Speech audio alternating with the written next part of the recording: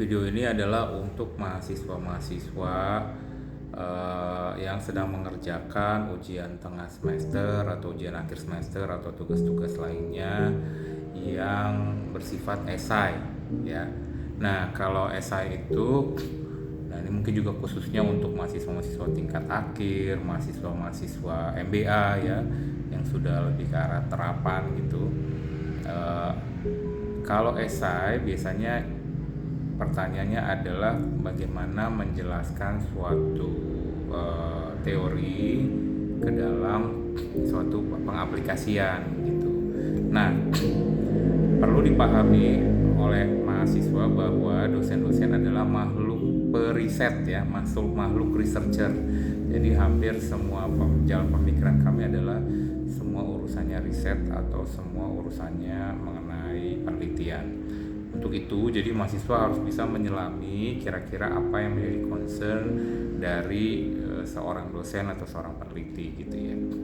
Jadi ketika kita membuat soal dan bentuknya adalah penerapan, ya harapannya adalah mahasiswa bisa mengerti hal tersebut dulu ya, memahami hal tersebut dulu, kemudian baru mengaplikasikan. Setiap dosen beda-beda tentunya dalam rubrik penilaian. Nah, kalau saya sendiri saya sih harapannya kalau ada yang menjawab pertanyaan dari saya, minimal itu adalah sesuai dengan apa yang didiskusikan di kelas gitu ya. Nah, kalau misalnya dia jawabannya ngawur atau tidak sesuai dengan apa yang kita didiskusikan di kelas tuh biasanya saya kasih nilai sedikit di bawah standar gitu ya.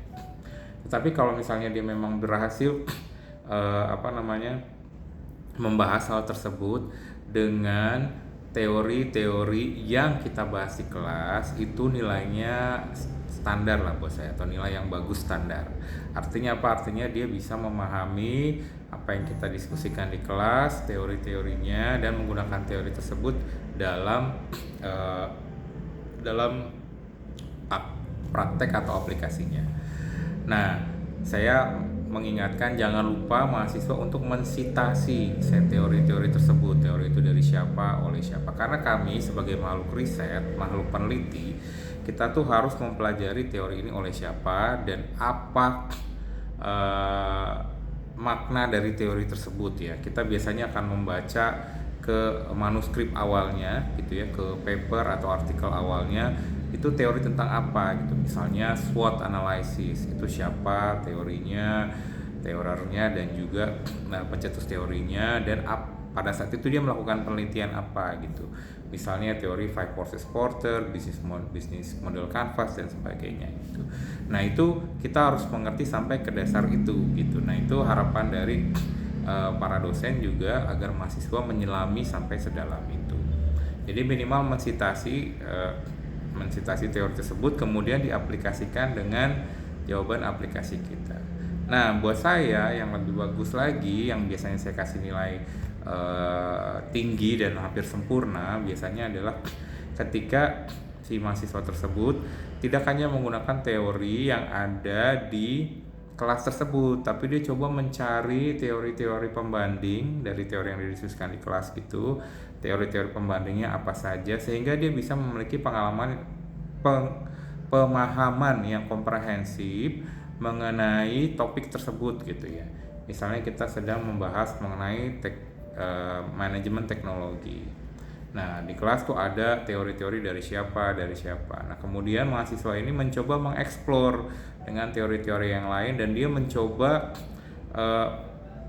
memahami secara betul dari berbanyak sekali paradigma yang berbeda gitu ya. Dia paham, akhirnya dia mencoba mengaplikasikannya. Kali ini tidak hanya dari satu teori, tapi mungkin dari teori lain dan teori lain, sehingga dia bisa menghubungkan fenomena-fenomena tersebut ke dalam satu rangkaian jawaban yang utuh. Nah, itulah sebenarnya yang diharapkan dari para dosen, atau setidaknya saya ya, rubrik yang saya perlukan agar mahasiswa tuh paham luar biasa gitu tentang apa yang sudah kita diskusikan.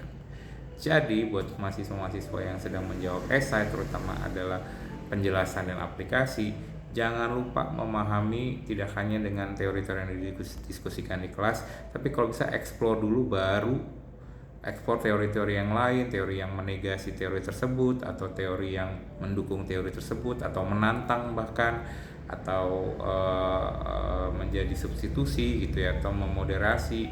Nah itu silakan dipakai, dimengerti, barulah jawab si aplikasi tersebut, karena pastinya kualitas jawaban mahasiswa yang begitu akan jauh lebih dalam, jauh lebih komprehensif.